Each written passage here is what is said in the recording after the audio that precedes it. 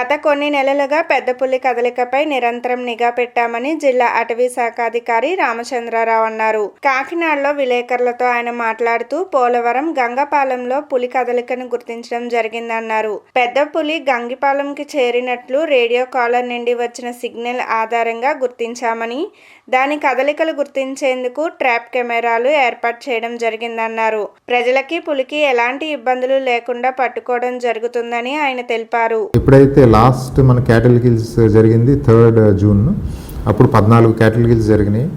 So ఇమ్మీడియట్గా అటవీ శాఖ చాలా ఇంటెన్సివ్ మానిటరింగ్ అలాగే ట్రాంక్యులైజ్ చేయడానికి ఎఫర్ట్స్ ఇంకా డిఫరెంట్ టీమ్స్ని ఇంక్రీజ్ చేయటము అలాగే స్పెషల్ టీమ్స్ని తీసుకురావడంతో విస్తృత చర్యలు అయితే టేకప్ చేయడం జరిగింది. సో 3rd జూన్ నుంచి ఇప్పటివరకు కూడా ఏ విధమైన క్యాటిల్ కిల్స్ జరగనివ్వలేదు.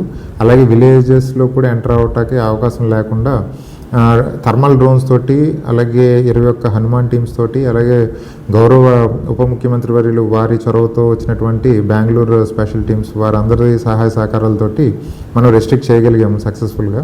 బట్ ఎందుకు ట్రాంక్యులైజ్ ఇంకా అవ్వలేదు అంటే అందరూ అర్థం చేసుకోవాల్సింది ఏంటంటే పులిని బంధించడానికి మనకి ఎన్టీసీఏ గైడ్లైన్స్ ఉంటాయి.